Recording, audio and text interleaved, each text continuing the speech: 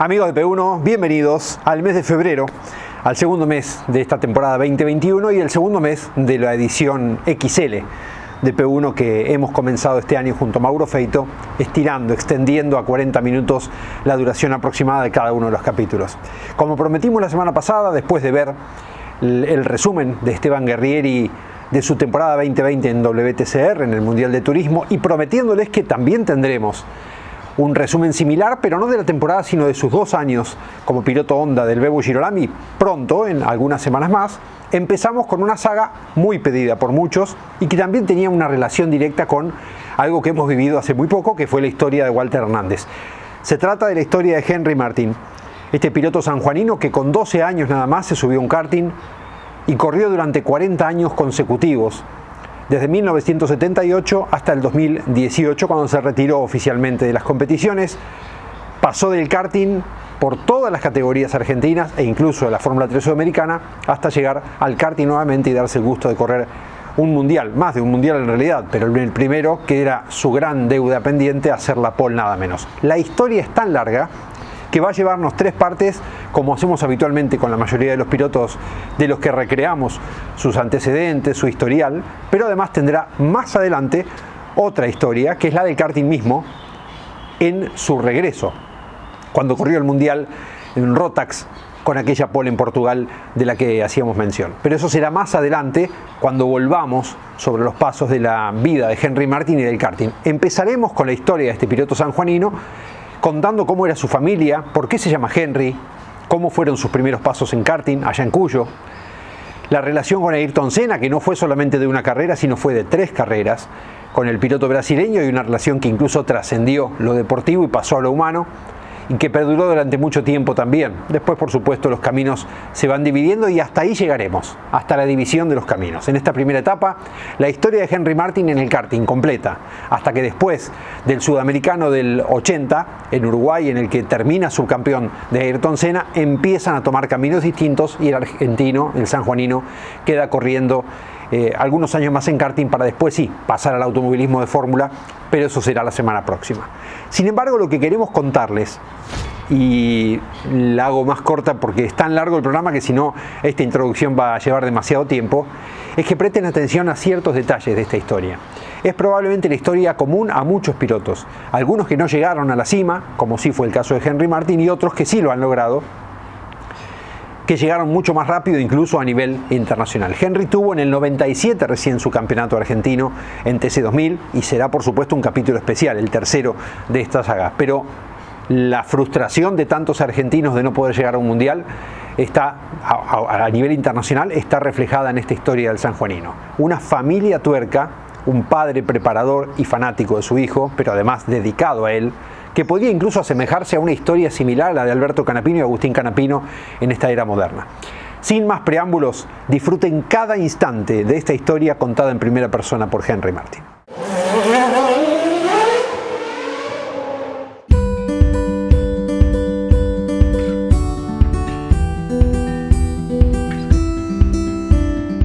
Te diría que mi papá me hizo corredor desde el día que nací, que ellos cuentan siempre la anécdota. Tenían una carrera de karting allá en San Juan y mi mamá ese día no fue a la carrera y a la noche nací yo. Entonces, por aquellos años no se permitían los nombres extranjeros y mi papá quería que me llamara Henry por Henry Ford y también Henry Pescarolo.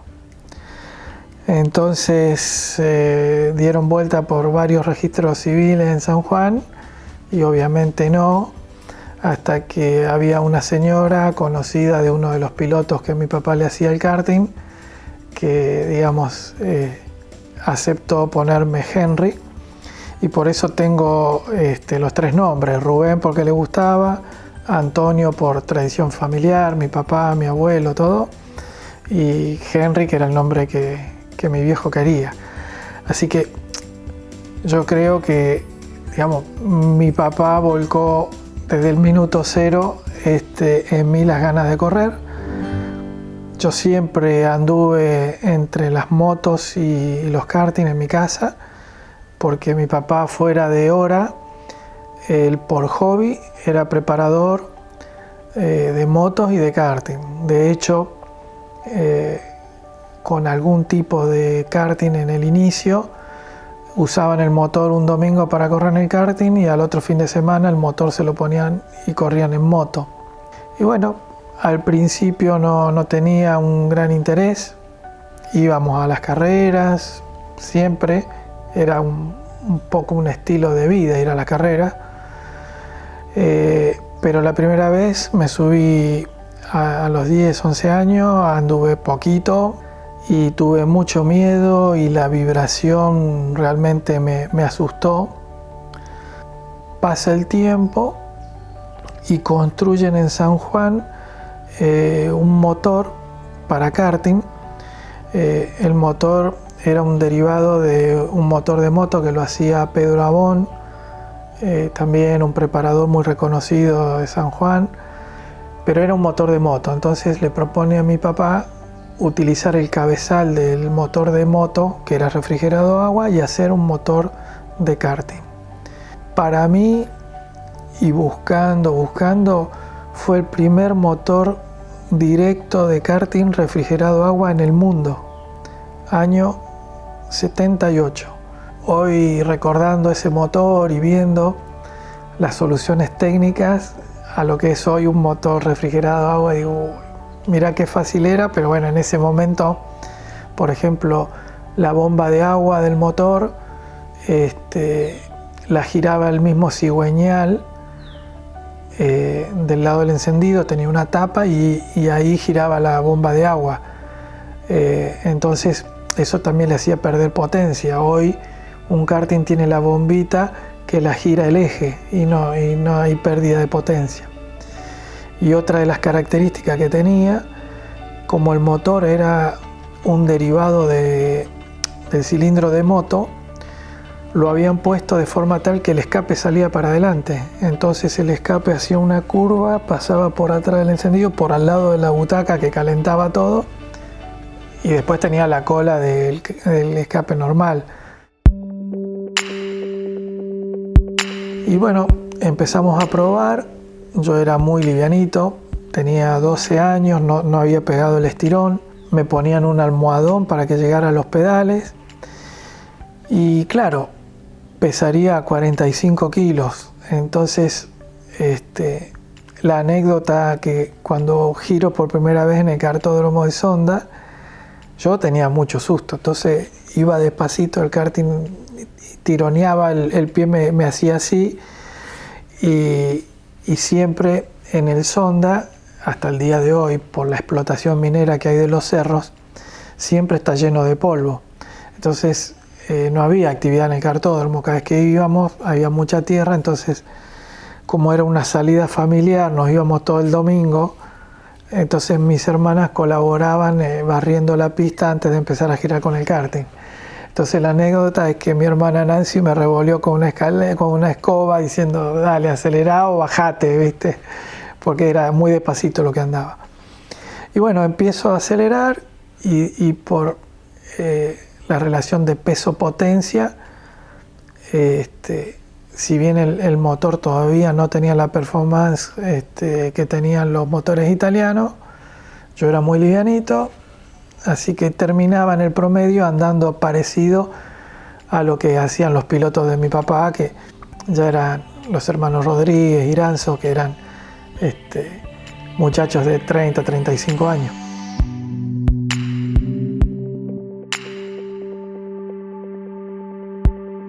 Así fue que el 16 de abril del 78 vino la primera carrera. Yo me convertí, digamos, en el piloto del auto ese.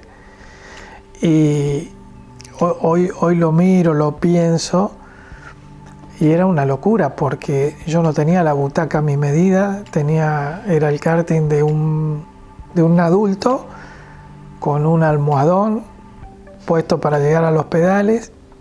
Es más, la primera carrera tenía un casco Vértigo que tenía una chapita con un resorte que vos apretabas acá y ¡plan! Se pagaba la visera o con un rayo. El casco era inmenso, entonces para que me anduviera yo lo tenía que rellenar con una capa de goma espuma de 2 centímetros y ahí me lo ponía. Y bueno, en esa carrera se estaba volviendo a las carreras de karting, que había estado parado. Venían pilotos de Mendoza, pilotos de San Luis, venían pilotos cordobeses, más algunos que otros que había de San Juan. Se juntaban la categoría de los karting directos y los karting con caja. No hubo clasificación, hubo sorteo, me tocó largar por las filas de adelante. Entonces mi mamá, que siempre estuvo en todas las carreras de karting y siempre fue, de alguna manera también tuvo decisiones en algunas cosas, dijo: no, vos largá último, no largues adelante. Y la carrera eran 3 series.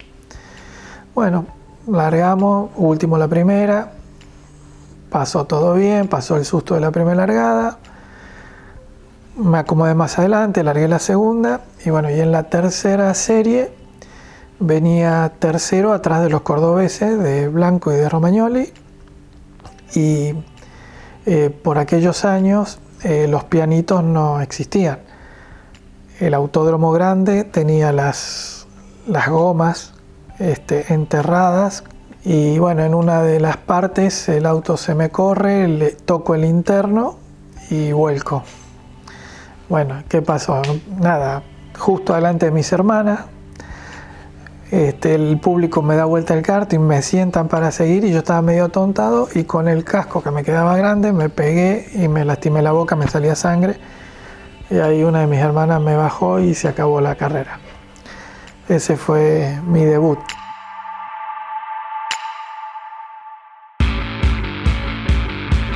A la hora de comprar el repuesto de tu auto importado, CBM Auto. Por su rapidez y calidad, yo, Norberto Fontana, te lo recomiendo. cbmauto.com.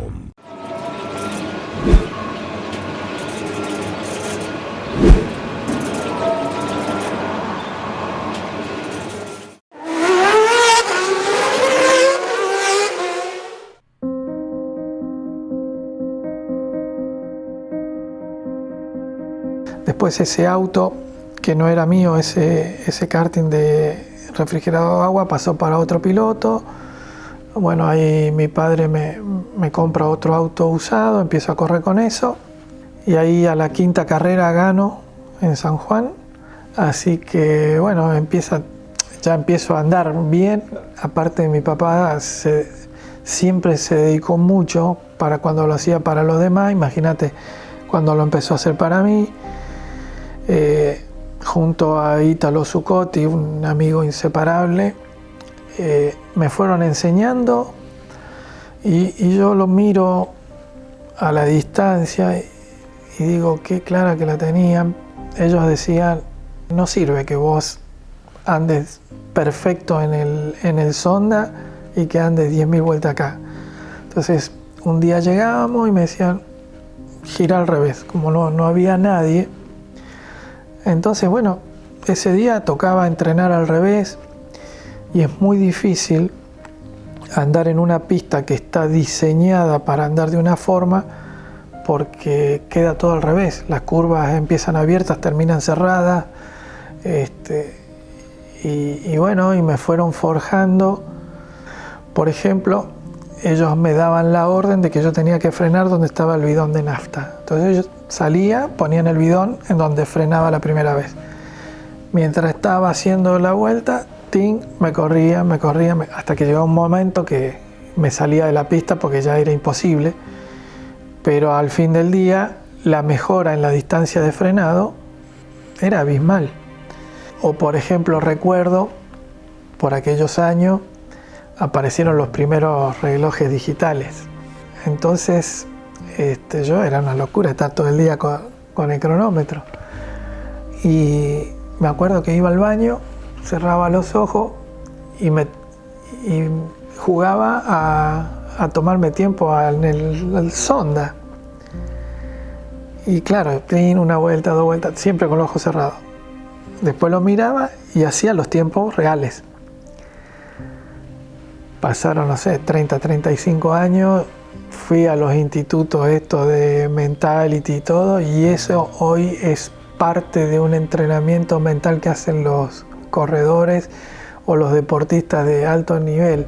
Entonces yo me río porque digo, hoy en día esas son técnicas que se enseñan y que son muy comunes. En ese momento era divertido para mí.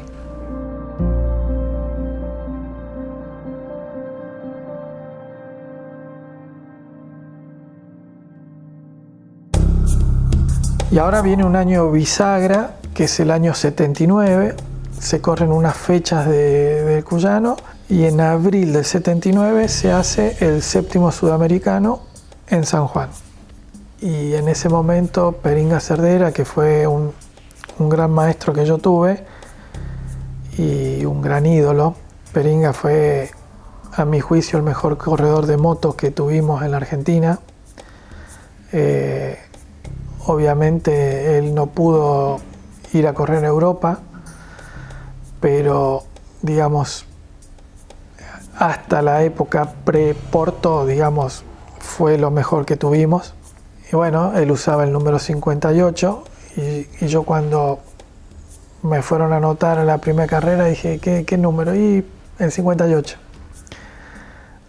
De ahí al día de la fecha, cada vez que puedo elegir un número, corro con el 58. Peringa Cerdera viaja a Italia porque él tenía a fines del 78 un campeonato latinoamericano de motos acá en Buenos Aires. Entonces viaja a Italia, se trae su fierro para la Morbidelli, se lleva los planos del cartódromo de San Juan y me hace un motor en la llame con todo el metraje y la característica del cartódromo El Sonda. Vuelve de Italia y justo hay un problema de contrabando, decía yo, un gendarme jovencito se pone de punta y queda retenido el Morbidelli y el Parilla. Esto estamos hablando que sería septiembre del 78. Viene Ayrton a San Juan a correr. Él corría en la categoría senior, yo estaba en categoría junior. Entonces Peringa, que había estado mirando, habló con Ayrton y le compró el auto completo para mí. Un chasis Sulam con motor Parilla. Mi viejo agarró y toda la tecnología que tenía el karting brasilero lo puso en el auto que yo venía usando. La posición de butaca que usaba Ayrton era muy alto, entonces la butaca era bien recostada sobre el eje trasero y tenía un despeje de 1,2 centímetros, 1,5 centímetros. Nosotros usábamos a 4 centímetros de altura, 5, y esta vos agarrabas una ondulación y viste, el asfalto te sacaba una feta. Yo gano el campeonato cuyano, vengo a correr el argentino del 79, cambio de marca, voy a la marca Panther que hacía Roberto Brea y me dice, no traigas el auto brasilero, yo te voy a poner un muleto igual. Y Roberto, que tenía, le decían el Gordo Brea, tenía mucha visión para elegir pilotos, lo llama por teléfono a Ayrton para que venga a correr el campeonato argentino y le dan el auto mío a Ayrton, prueba, anda muy rápido, hacemos tiempos muy parecidos y siempre yo digo que el karting es el primer escalón del automovilismo a todo nivel y las cosas buenas y malas también empiezan a ocurrir en el karting. Entonces, como ya se sabía la valía de Ayrton, los otros constructores levantaron la mano y dicen, no, pero Ayrton no puede correr el campeonato argentino si no tiene licencia. Tiene licencia argentina, ¿cómo va a correr? Bueno, hagámosela y listo. No, está cerrada la Federación Argentina de Karting, no le podemos hacer. Así que bueno, Ayrton estuvo de paseo, no corrió y bueno, ese campeonato lo disputé con Claudio Becerra, anduve muy bien y bueno, tuve una rotura de motor y digamos no pude concretar.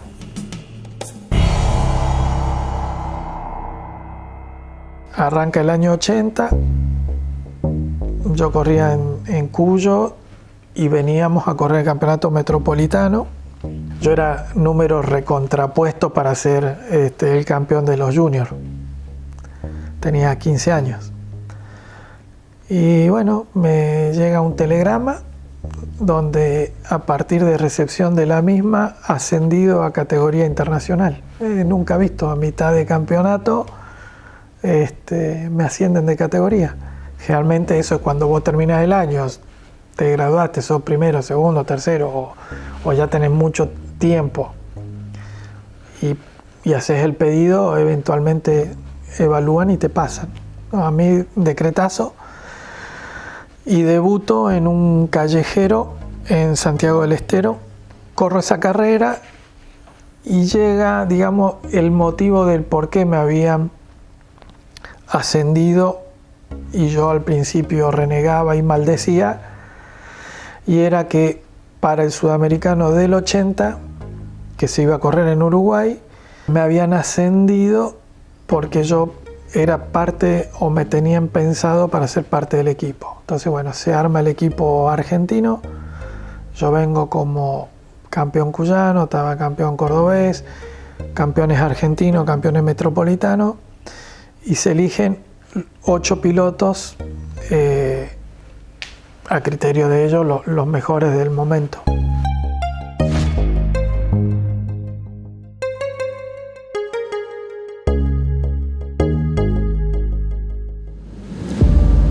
La producción no se puede detener. Las máquinas tampoco.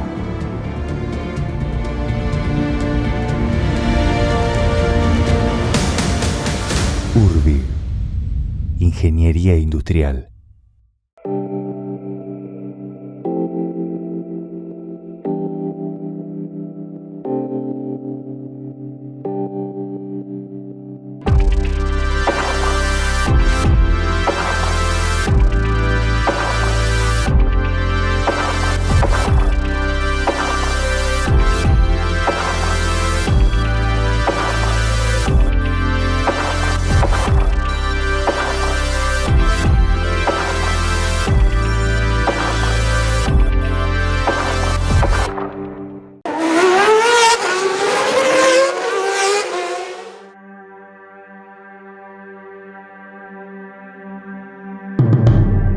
La federación trabajó muy bien para ese campeonato, hace una carrera previa al sudamericano donde cada uno de los integrantes tenía que presentar qué material tenía para ir a la carrera.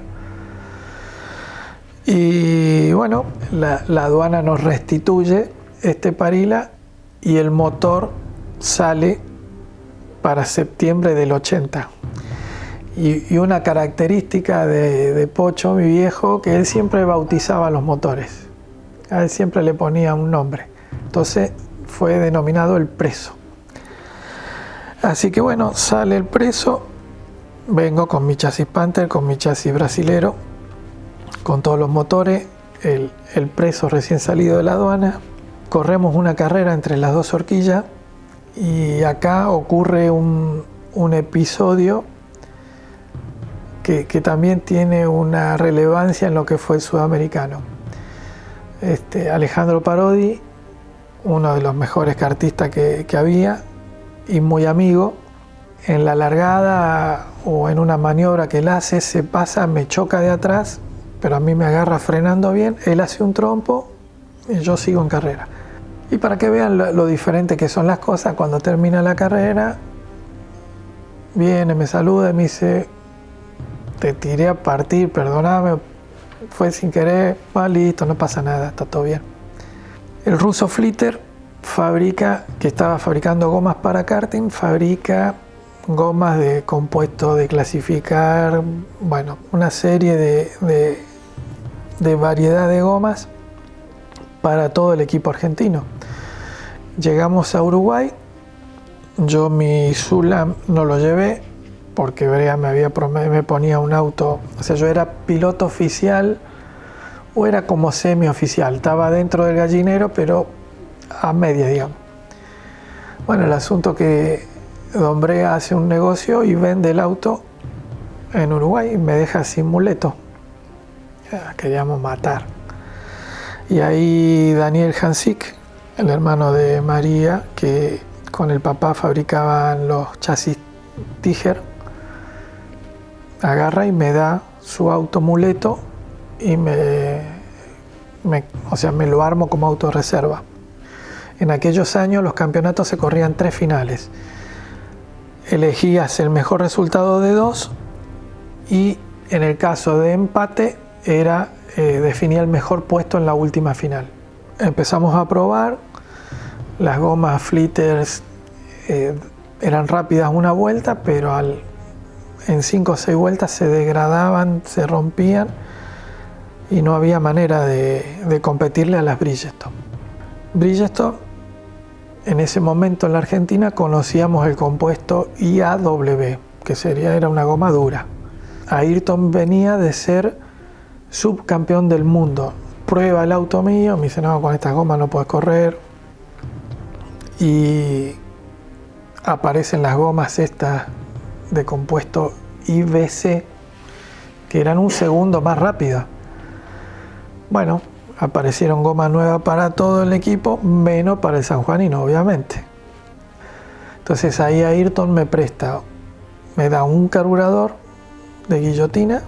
Antes se usaban los tilos Sonda Mariposa, me da un carburador IBEA de guillotina y me da un juego usado del mundial que él tenía con pocas vueltas. Entonces uso las gomas blandas para clasificar, corro todas las eliminatorias con la goma dura y vienen las 3 finales. Ayrton había hecho el mejor tiempo, había ganado todas las mangas, gana la primera final, gana la segunda final, ya era campeón en ese momento, con dos finales ganadas. Bueno, la cuestión que vamos a largar la última final, larga Ayrton en pole, Jorge Soler, un pilotazo uruguayo que también iba muy rápido, yo atrás de Ayrton y Alejandro Parodi al lado mío.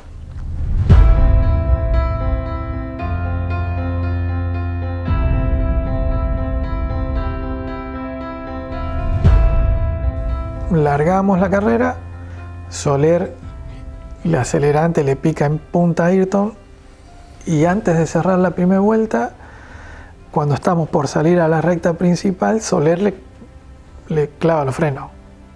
Entonces Ayrton, lejos de levantar, le pega como viene, lo gira a Soler y Ayrton se monta en el auto y yo alcanzo a pasar por la trompa de ellos. Y hasta donde yo vi, Soler trompo y Ayrton volcó. Entonces a las 3 vueltas de ese episodio vengo ganando y siento el ruidito y veo la sombra de un auto. Entonces me tocan de atrás, me lo ponían por acá, por allá. Digamos, un buen kartista nunca se da vuelta. Entonces yo ni me daba vuelta. Miro así cuando puedo ver y veo la trompa de un chasis DAP. Y dije, este es Alejandro. El único que tenía un chasis DAP como Ayrton. Entonces dije, este es Alejandro. Lo voy a tener que aguantar. ¿Viste? Entonces yo inmutable, ¿no? Y pim, pam, ¿viste? La sombra, el ruido, lo escuchaba por todos lados. Y había abandonado Claudio Becerra, archirrival mío, con el que habíamos peleado el campeonato de Junior. Y yo veía, viste, que me victoriaba, dale, una cosa. Entonces mi mente de 15 años de provinciano, sanjuanino, me habían cagado, me habían dejado sin goma y me está victoriando porque le vengo ganando al otro porteño, decía yo, viste. En el medio de eso, la dirección de la prueba lo excluye a Ayrton. Bandera negra con el 22. Y ahí, ping, me doy cuenta que era él.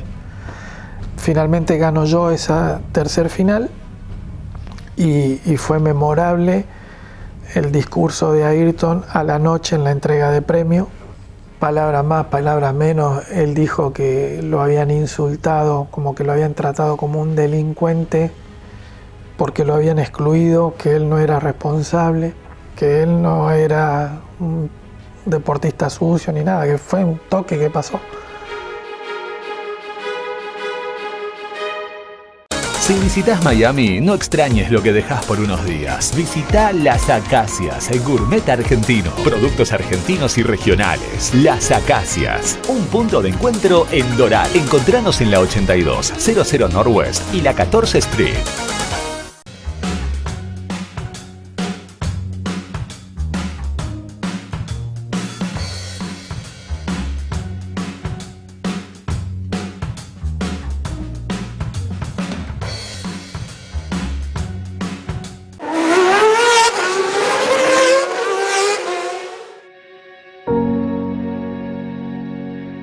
Termina el campeonato, Ayrton lo trae a Angelo Parilla, que era el dueño de la fábrica DAP, y me hace la conexión para que yo vaya a correr el Mundial de Karting.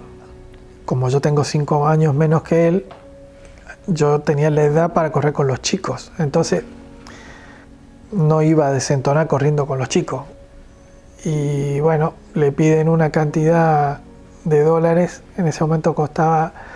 O sea, lo importante era ser piloto de fábrica y tener el apoyo de los neumáticos, porque si vos tenías un neumático de cliente, estabas muerto, y correr para la DAP costaba en ese momento $25.000. Mi viejo, un laburante de la clase media que existía en ese momento en el país, y yo realmente corría porque mi papá era un eximio preparador, él limaba y claro, yo no era como ahora que tenés que ir a un equipo que te atiendan. Todo se centraba en la preparación del motor. En ese momento no existía cambio de eje, puesta a punto de chasis, el juego de goma duraba medio año. Y yo siempre cuento, la gente se me ríe, yo vivía en San Juan y para mí pensar ir a correr a Europa era como tomar un cohete e ir a la luna. Hasta ese entonces jamás había viajado en avión. Hablar por teléfono de San Juan a Buenos Aires, tenías que llamar a la operadora y pedir la comunicación de un día para el otro. Y no sé cómo sería hablar a otro país porque nunca lo hicimos. Entonces, bueno, nada, era una utopía pensar en ir a correr ese mundial. Y fue la frustración que tuve por muchos años de no haber ido a correr un mundial. Con el paso del tiempo, el paso de Ayrton fue meteórico. Termina ese campeonato del 80, en el 81 hace el primer año de Fórmula Ford, que ahí lo ataja nuestro amigo Quique Mancilla. Hace 81 Fórmula Ford 1600, Fórmula Ford 2000, Fórmula 3, Fórmula 1, en 4 años, en el 84 él ya estaba en el Toleman. Y yo 4 años después estaba estudiando en la Facultad de Mendoza, renegando que no quería correr más en karting y que todos mis pares ya estaban corriendo en auto y mi papá no quería, no podía. Y bueno, nada, yo estaba en un monoambiente, llorando viendo cómo Ayrton ganaba en Portugal en el año 85 y yo no podía correr ni en nada.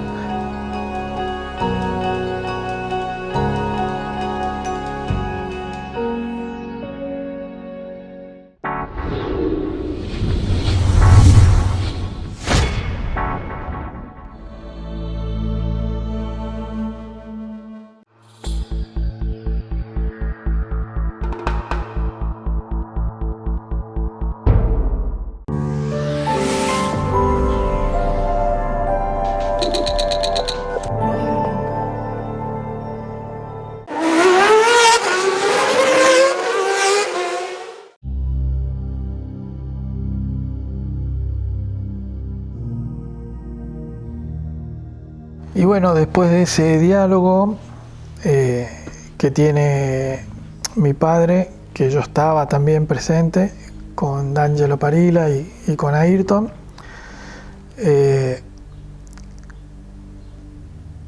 Para que por ahí la gente pueda apreciar, o sea, uno de mis grandes orgullos es haber tenido el padre que tuve, Pocho. Yo estoy cansado de ir a los cartódromos y ver a los papás que se pelean, que hacen escándalo, que se boxean y no tienen ni idea el daño que le hacen a los pibes con esos comportamientos. Y yo jamás presencié un mal gesto de mi viejo. A veces sufrimos alguna injusticia y él nunca tuvo un mal gesto.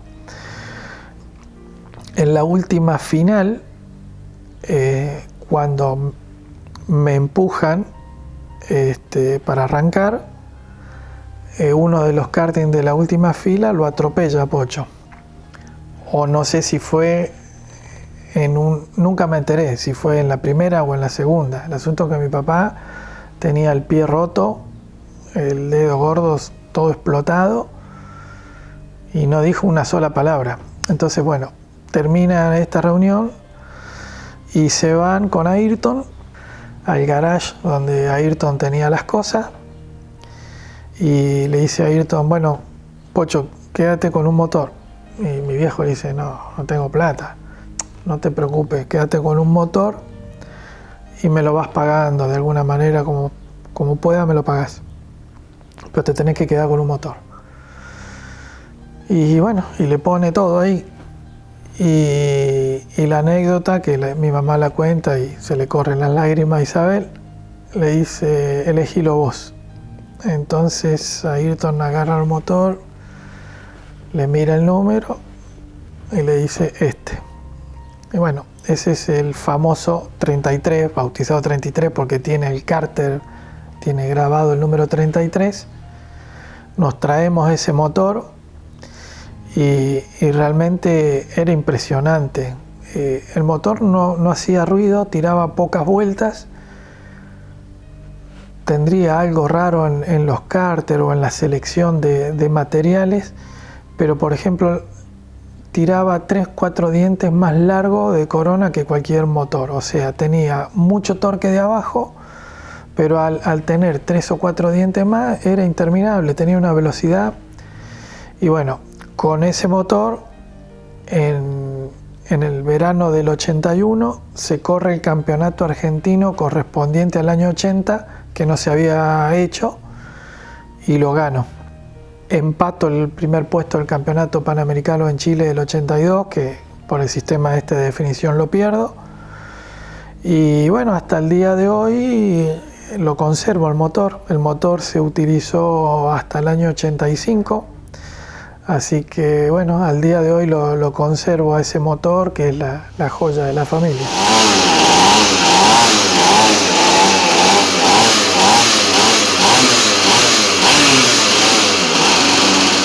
Demasiadas vivencias para solamente un programa, para solamente 40 minutos, pero bueno, hay que resumir. La nota con Henry es mucho más larga. De hecho, empezó a las 11 de la mañana y terminó a las 6 de la tarde. No de grabación constante, de muchas charlas, pero fue realmente extensa. Y hay muchas anécdotas, muchas vivencias, de esas que uno dice cuántos la habrán tenido. De hecho, no solamente con Senna, como tuvieron también Luis Belloso, Gustavo Veronesian, Alejandro Parodi, pilotos que estaban corriendo en el Sudamericano de Uruguay, que habían corrido también en el de San Juan, sino también vivencias de hacerse de abajo, de intentar llegar a lo más posible, con los recursos que había. Henry habla en un momento de hacer llamadas de larga distancia, de viajar a Europa como si fuera un viaje a la Luna. Seguramente más de uno se ha identificado con este esfuerzo.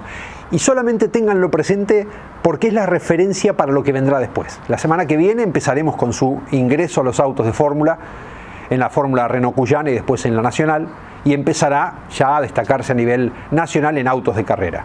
Pero cada cosa que logró tuvo un esfuerzo tan grande, un sacrificio tan especial, que quizás más de uno pueda entender después por qué fue Henry Martin de la forma que fue. No es un tipo con un carácter difícil, todo lo contrario, hay que conocerlo.